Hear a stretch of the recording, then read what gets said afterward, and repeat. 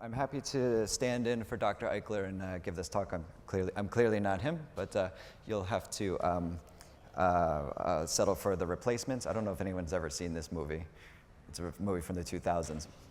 At any rate, I thought this was fitting because I'm going to pinch hit for Dr. Eichler, but in the end, what we're actually talking about is how to replace a gene in some of the leukodystrophies via different methods. So this is me. I was at Weill Cornell for most of my career, and then it's been about 2 years now when I joined the team at Kennedy Krieger. So we were sort of asked to give this talk because it's pertinent, but we can talk about why are we talking about this, thinking about stem cell transplant and gene therapy. And what comes up in clinic nowadays is this exact question, especially in the setting of ALD, which therapy is correct for my child. And there's a lot of factors that sort of go into it. So we can start with, there's a lot of scientists and experts here in the room, but for the families, what is bone marrow? Inside your bone marrow live all the stem cell and progenitor cells that make all the cells that flow throughout your body. Including your red blood cells, white blood cells, and platelets. So it's a factory for making immune cells, and this is the source from which we can derive healthy donor cells to give to patients. So currently there are a few ways to deliver a gene. Not through bone marrow transplantation, but through gene therapy. So in the top left there is in vivo gene therapy, where you package a healthy gene into an AAV vector, and that's usually done by direct infusion into the bloodstream. On the right is ex vivo gene therapy, so that's what was used for MLD and ALD. It is a hematopoietic stem cell transplant-like process where the patient's cells are taken out of their bloodstream, and I'll go a little more into this, but their stem cells are isolated, the healthy gene is introduced into those cells, and then the patient's cells are given back to them after a round of chemotherapy. There are these new technologies as well called antisense oligonucleotides. I won't talk too much about that, but just mention, and then future directions with nanoparticles, lipoparticles, and I'll touch a little bit on gene editing at the end. So for in vivo gene therapy, so with things that we do by peripheral infusion, usually done with adeno-associated virus. It's a little bit smaller, packaging is smaller versus what was used in ALD and MLD, which is a lentiviral vector. And this is the vector-based therapy that's used, as I mentioned, in ex vivo. So when the patient's cells come out, get fixed in addition and reintroduced. So there are a few ways to actually introduce in vivo, so the direct infusion method, adeno-associated virus gene therapy. One of the ways is through peripheral infusion.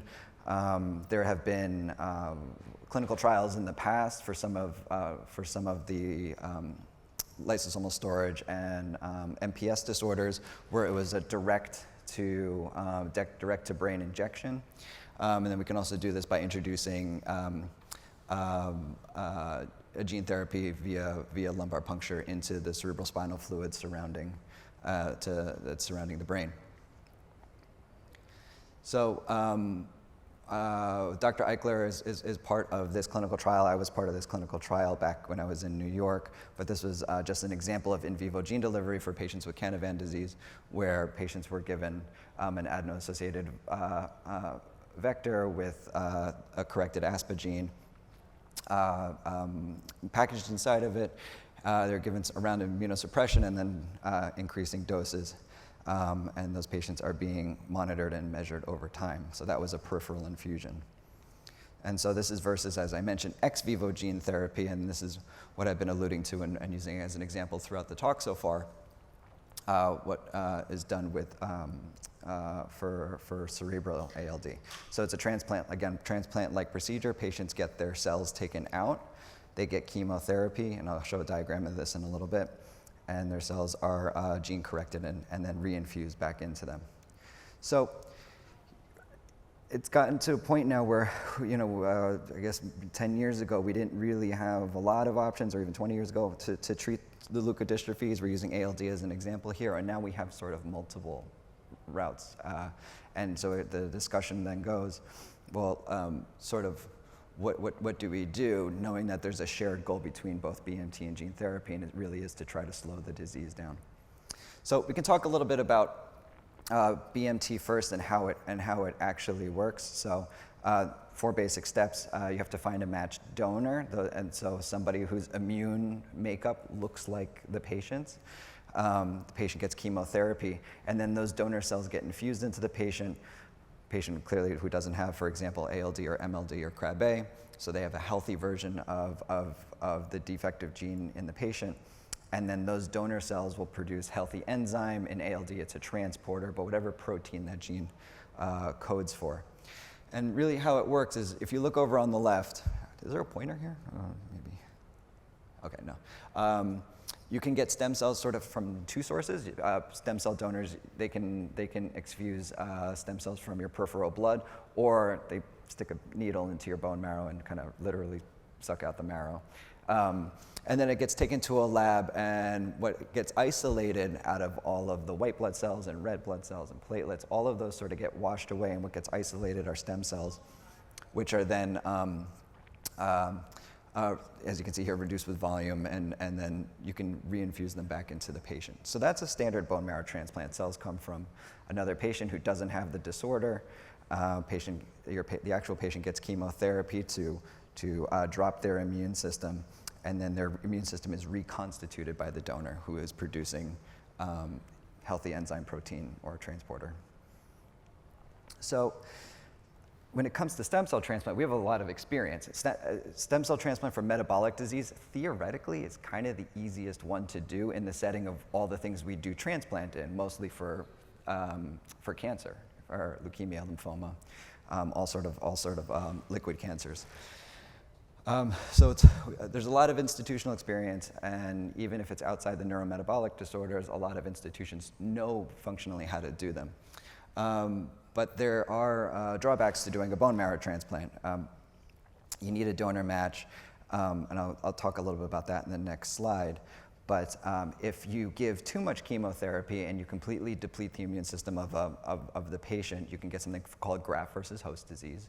Because you're getting stem cells from somebody else, your body looks foreign to that new graft, and what ends up happening is the graft starts to essentially attack tissue in the body, and where you see it the most is in the gut, liver, hair, and skin. And then this last point here, doing the BMT process is quite dangerous. It has a 15 to 20% independent of the disease associated morbidity and mortality. Kids are immunosuppressed, they get opportunistic infections, they get things that really immune competent people don't get. So one of the examples is, let me think about it. It'll come. Oh, HHV6. So HHV6 is a common virus that floats around, gives us a cold. I've seen kids with HHV6 meningitis, where this virus that's usually pretty benign makes its way into the meninges, which is the covering of the central nervous system, and causes inflammation there. So just as an example. So there are, in the peri-transplant period, a lot of short-term risks, mostly around opportunistic infections, and then a few other things. But finding a donor it can be difficult, and because of sort of the complex genetics of how immune cells express all of the receptors that allow them to recognize self versus other, those things sort of segregate with ethnic background. So if you look at donor sources, over on the left, there's an unmet need for more of the Black and African community, Asian community, versus, say, Native American or whites. And that has to do with availability, but also has to do with the immunogenetics that go into this. So even though someone's eligible for a transplant, you're not necessarily going to find someone quickly. So I talked a little bit already about how ex vivo gene therapy works. So stem cell transplant, donor cells from someone else, you get chemotherapy, donor cells are given to you. In ex vivo gene therapy, which was used for cerebral ALD, your stem cells are pulled from your peripheral circulation, and then what are called CD34 cells, those are the stem cells that are isolated, and the patient gets chemo to make room in their bone marrow, and maybe we'll get a little bit of some other stuff to try to decrease the population of ALD encompassing cells in the body. And then once those cells are fixed in a dish with the lentiviral vector, they are reintroduced back into the patient. And so yeah, this is in 2022 is the first FDA approved gene therapy for leukodystrophy, and showed really promising survivorship data. I'm not going to go too much into the data here, but I can certainly answer questions afterwards. But just to focus on the actual process, like I said, the patient gets their own cells. You don't have to do a donor search. But there are drawbacks to ex vivo gene therapy. So we don't really have long-term data. We don't know how these patients do over time. It's really limited. You can only get it at select centers at this moment in the United States. And I wonder if he has a slide here. Oh, he does. Okay. And what I've learned seeing some of these patients post gene therapy is when you get a stem cell transplant, cerebral ALD slows down and the disease behaves a certain way. And when patient gets gene therapy, the disease still slows down and all of that, but the MRIs kind of behave a little bit differently. So there's a lot of real-time learning while doing in a lot of these disorders. And patients who have received gene therapy, especially patients who have a successful gene therapy and they're sort of living longer than the natural history of disease, you really are learning on the fly, because you now have new complications perhaps from the disease that patients didn't usually live long enough to have, and then understanding what the short and long-term complications are surrounding the gene therapy approach, and then the idea behind durability. So stem cell transplant, we have decades and decades of experience. Gene therapy, building new experience, have some semi-long-term data, but still in the process of building the plane and flying it at the same time. So one of the drawbacks that was learned from the ALD experience is related to this. So when you deliver a gene, it has a chance of actually inserting it somewhere in the genome to produce the healthy cells. But what ends up happening is location, just like in neurology and genetics, is really important. Location, they say location, right? So the gene can insert into a lot of places, and as long as it's working, the healthy, in this case ALD, the healthy ALD protein is made. But if it inserts into the wrong place, so there are parts of our genome that are at risk or sensitive, and this is sort of how cancer starts. You have certain genes that are really strong, and if you turn them on, they start to cause unregulated cell growth, which is the definition of cancer. Or you have genes that slow down cell differentiation, and if those areas are disrupted, you sort of get the same consequence. You get this sort of unregulated cell growth. So you can imagine that if one of the gene vectors that are introduced are stuck into the wrong part of our genome and disrupt that cell growth regulation mechanism, that's how you get a second. That's how you can potentially get a second cancer from this. So, but what has been seen in the ex vivo gene therapy trial is there's a fair amount of patients who develop something called myelodysplastic syndrome, which is a precursor to leukemia, lymphoma. Okay, so I've sort of kind of gone through this side to side, but to do a side-to-side comparison,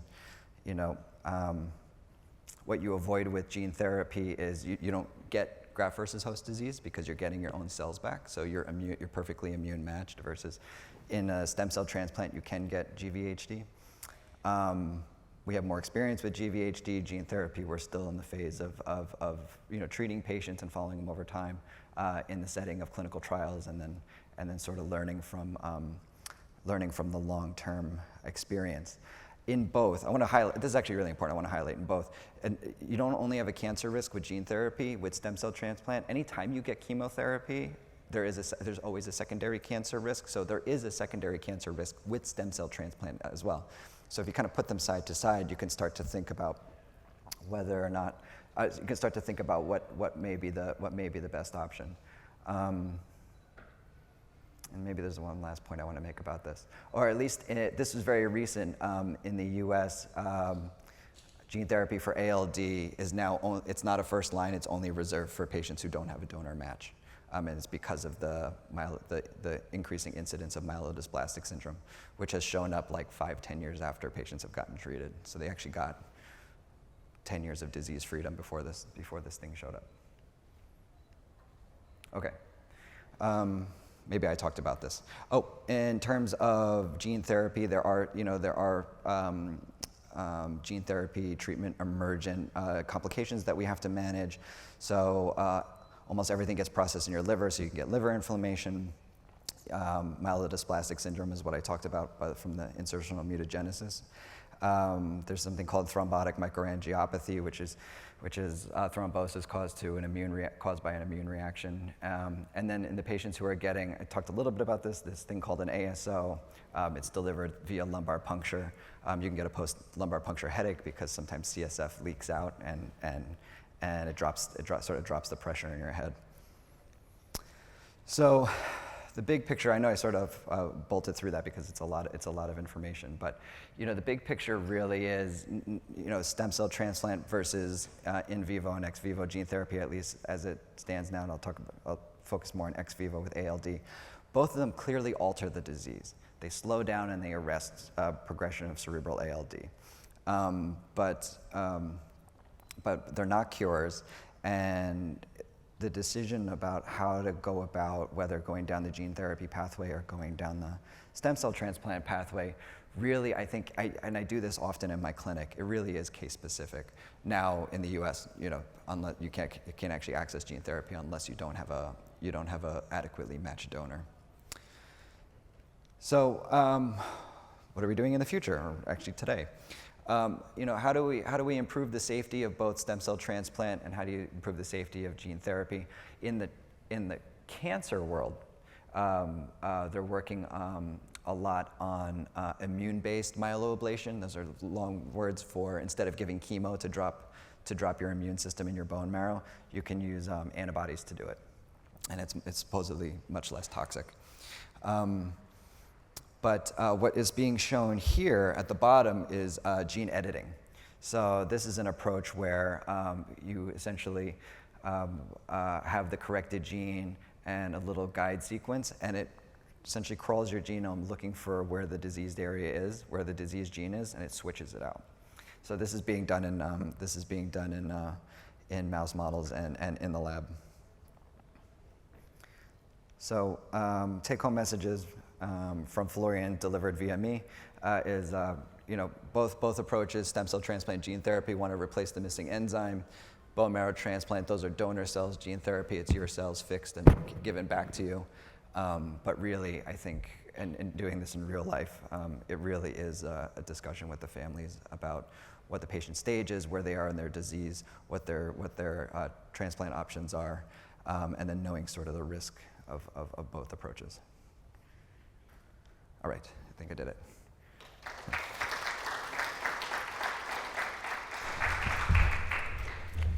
Thank you so much, Erik. Really interesting to hear. Does anyone have any questions?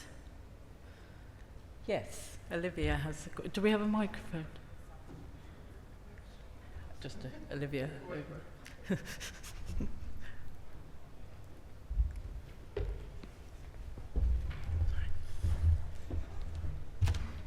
Hiya, great presentation, thank you. I just wondered if you could tell us a little bit more about the gene editing. Is there any age that needs to be done by? What are the repercussions? Just any more information like that? Yeah, so right now, 99.9999% of it is done. It's preclinical and experimental. When thinking about when you intervene, that's probably going to be treatment independent, meaning in most of the leukodystrophies, depending on what you're treating, you want to treat as early as possible. So the work that was done in ALD, right, when I learned about ALD in med school, and anytime anyone Googles anything, right, it's a really bad disease, and transplant works some of the time. But the reality is now, we have newborn screening for it. We screen for the disease, patients get MRIs, and then the second we see a small lesion, and as long as it meets a certain amount of criteria, we essentially have time between when that lesion shows up and when it makes them symptomatic. And so that window is what you want to treat in. So, and that's stem cell transplant, that's gene therapy right now. Aaron was talking before from Minarix about using lariglitazone to make that window even longer. And then for things like MLD, you have some time, but you really want to treat early in life. That's why the MLD gene therapy, you really have to treat patients really within the first year of life, preferably under the age of 9 months, and if you can get to them by 6 months, even better. And then Krabbe is tough, but Krabbe is, especially infantile Krabbe, is as early as possible. I say that just to give you sort of the three most known leukodystrophies and when you treat, but it's going to be intervention independent. So whether you have gene editing at your disposal, or stem cell transplant or gene therapy, you essentially want to treat as early as possible. Is that something that you envisage could be available for people with AMN, for example, as well, or is that a completely separate subject? Yeah, it's a good question. So the reason I said 99.99 is the first gene-edited baby was born at Children's Hospital of Philadelphia. It had an inherited metabolic disorder. It was treated, like really super early in life. It's in the New England Journal. It came out like the gene editing paper. Yeah, it was a liver disease. But I don't remember if they treated him in utero. They might have treated him in utero. Yeah, I have to go back and look. But that's, as far as I know, that's the only baby who's been gene edited floating around. And sorry, the second part of your question? For AMN. Yes. Yeah. Yeah. So, and I was having this discussion this morning. Cerebral ALD is different than AMN in terms of cellular process. So cerebral ALD is inflammatory, was non-inflammatory converting to inflammatory demyelination. AMN is neurodegeneration. So cerebral ALD is a myelin problem, oversimplified, is a myelin problem that then leads to a neuron problem because the wiring, the covering of the wiring goes away, and then when that happens, then the neurons are secondarily damaged. AMN is an axonopathy. It's a neuron axon problem. And this is why we think that even patients who get gene therapy, or actually I won't say anything about gene therapy, but who get stem cell transplant, still develop AMN later in life. Right. Yeah, so that's a conversation I often have with my patients as well, and it's a good one because there's a distinction between what the driver of disease is between the brain and the spine. And in men, we have a clinical trial open for this. There are men who have spinal cord disease who get the inflammatory brain disease. So, and the mechanisms for those are different. So that's a long way of saying it's tough. The goal is to have some form of a gene approach for AMN as soon as possible. There was a gene therapy trial open for AMN, but got closed early due to complications. Yeah. Okay, no, that was great. Thanks so much.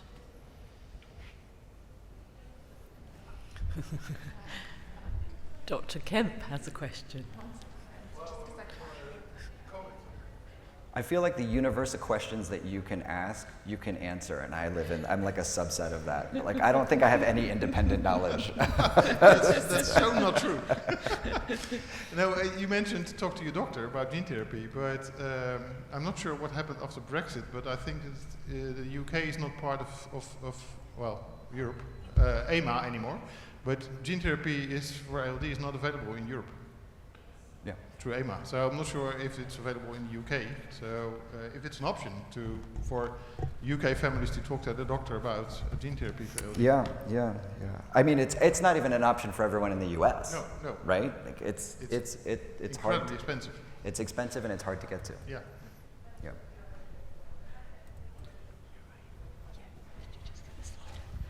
So I have a question, if no one else has one. Oh, sorry. Me. What are the new developments that you see as promising or keep you hopeful for the next decade or so? Yeah. So I know certainly the refinement of the gene therapies I think are going to be great. You know, we're doing some work in this thing I alluded to called ASO. It stands for antisense oligonucleotide. Ionis was one of the bigger groups that did it. But those are small pieces of nucleotide chain that target just that patient's very specific gene mutation, with the idea of bridging it or fixing it or recruiting a better version of it, of the gene. I sort of went through the mechanisms and kind of really quickly, but what that does is it's a sort of like it's a direct patient-specific sort of patch or fix to the genome itself. And gene editing is sort of the same way, where you actually splice out the bad gene and insert a new one. So those are really promising. You know, the delivery of ASO is pretty easy. It's through a lumbar puncture. Gene editing, I don't know how that's going to be delivered, and whether there's going to be I don't know if there's going to be a chemo component. I'm not sure. I haven't seen it. But what I will say is, kind of going forward, these sort of personalized, gene targeted to your mutation level therapies, I think are really going to be transformative. I don't think there'll be a cure, like all of these. I don't think they're going to cure anything, but it's going to be a treatment option. And then sort of doing the cancer approach of, you know, is there an agent that you could take orally that slows down your disease, but then you get gene therapy? Or do you get an ASO for one thing and a gene therapy for another? There's a disease called spinal muscular atrophy, and there are 3 gene-based approaches for it, and now there's long-term follow-up for those patients, and most of them are on both of 2 drugs, 2 out of the 3, or have seen all 3. So that sort of combination going forward is probably what we're going to see as well. So my very quick question is, so obviously we've got lots of different leukodystrophies here with us, and lots of people, you know, who we support who have all sorts of. Do you think in the future that there will be treatments or gene therapy for almost every, you can't say every leukodystrophy, but certainly a lot more leukodystrophies? I mean, I think conceptually and biologically, right, like, if you know the single gene defect, and I'm gonna oversimplify this, and I think maybe get skewered for it, but that's okay. If you know the single gene defect, and it doesn't sort of, it's not overly genetically complicated. A lot of these approaches, adenovirus or lentivirus, you can just theoretically switch out the gene, right, and give it to that patient with the new gene back. The limitations are numerous, and what my experience is around a lot of the limitations of doing development of some of this is it has to do with the pathophysiology of the disease itself. Will the gene make it to the place it's supposed to go? And in a lot of disorders, especially the inflammatory leukodystrophies, right? Where the immune system's really revved up. Some patients also have leukodystrophies where their immune system doesn't work so well. The stress of giving them something like chemotherapy may not go well. So I think there are disease-specific clinical limitations right now in how we deliver a lot of these things. And so it's not the gene therapy itself, it's just knowing the disease and how the disease not only affects, we focus so much on the brain, but like how it affects your heart and your liver and your skin and your immune system, right? So this, especially if we're giving a lot of immune-based therapies. So in my mind, actually, that's probably the bigger barrier. Yeah. Okay. That's really interesting. Yeah. Thank you so much. Okay.